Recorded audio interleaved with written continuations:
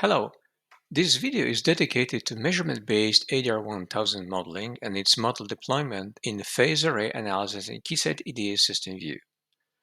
My name is Andrzej Chimiński and I'm Solutions Engineer at Keysight EDA Division. The ADR1000 is an integrated 4-channel core chip designed for phase array radar applications.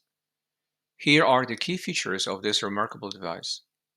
Applications for the ADR1000 include phase array radar and satellite communication systems. If you're interested in exploring its capabilities further, Analog Devices offers a Keysight SystemVue model based on measurement data, capturing gain, phase, noise feature, IP3, and P1dB across frequency for both transmit and receive paths. The model is available upon request.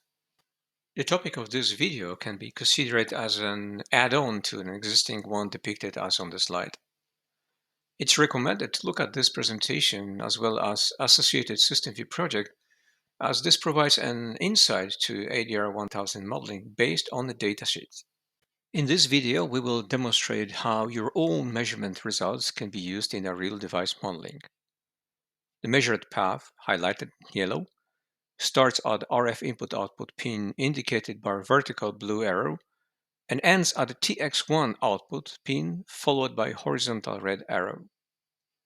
Measured set of data consists of S parameters, power output, intermodulation products, and noise feature. Each of acquired data dependency is depicted on the right. Measured data will be matched to corresponding parameters of a hybrid S-parameter nonlinear model of a SystemVue. In this example, the S-data nonlinear high-order model is used. This is really a user model that has an S-parameter block model followed by the high-order nonlinear block model. S-parameters are used to determine the forward gain, impedance matching, and reverse isolation, while the nonlinear block model is used to capture nonlinear behavior. So now let's switch to a demo. First, we need to start with measurement data processing. Let's define several variables as desired power input, desired frequency, wanted amplitude, and wanted phase. These are high-level input parameters to ADR1000 system. Then from the reference table, we will find the corresponding values of I, Q, VGA, and attenuator settings. Next, these settings will point us to a proper S-parameter data file stored in the hard drive. And due to the fact there is a huge amount of S-parameter data files, so the only selected data file will be uploaded into the SystemVue workspace. In the following step, we will derive a gain from selected S-parameter data file that will be assigned to a desired gain variable. Further, we'll scan intermodulation product table for corresponding values at the desired frequency, input power, and gain. Returned values will be set as an input vector right to the model. Finally, we will derive a noise feature value. As the noise feature data are monotonic, we can use artificial neural network modeling method just to map the measurement data to a model.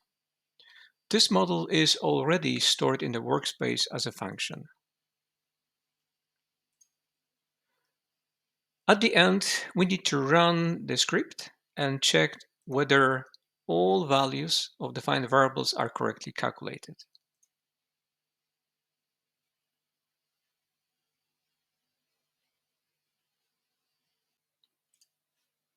Now we are ready to assign extracted and calculated parameters to an amplifier model. Here is a schematic with the RF amplifier component represented by the S-data nonlinear high-order model. The parameters like NF, IMN, S-data name, AM to PM points, power AM to PM points are set to its corresponding variables defined in the equations. Under Frequency tab, all specific values from these parameters are immediately shown.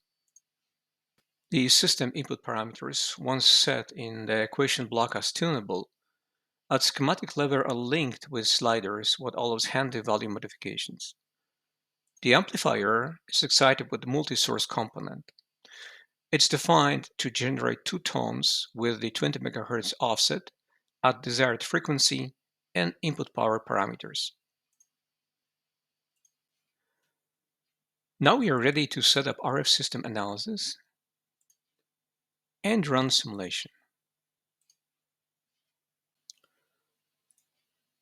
By clicking on the output port with right mouse button, we can observe various simulation results, either, for example, as a power plot graph,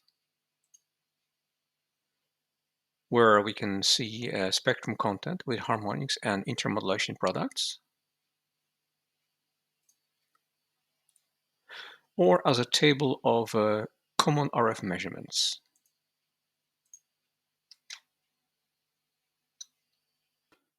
Now it's time to deploy our measurement-based ADR 1000 model in phase array analysis. In order to do this, we need to drag and drop a model to a new schematic and line up with the phase array components. The phase array RX-port TX source model, in this particular case used as a TX source because we are modeling the TX path, will be generating a signal at desired frequency and desired power input. Next, the phase array combined splitter model will be generating additional paths according to number of rows and columns specified in the script. In this case, we do have specified a variable which is called num_tx channel, which is equal to 8. On the far end of this lineup, we do have the phase array antenna model that models the antenna configurations, antenna pattern, and additional settings. Once all set, under phase array tab, we can observe a graphic representation of the array antenna elements configuration. The path between the splitter combiner component and antenna model will be multiplied by the value of number of rows and columns, which in combining splitter component and antenna model needs to be exactly the same. To perform phase array simulation, we need to add phase array analysis item. Once the phase array analysis runs successfully,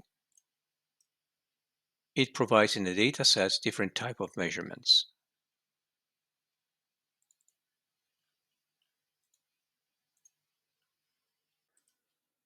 One of the key parameters of these measurements is directivity pattern that can be shown in 3D graph.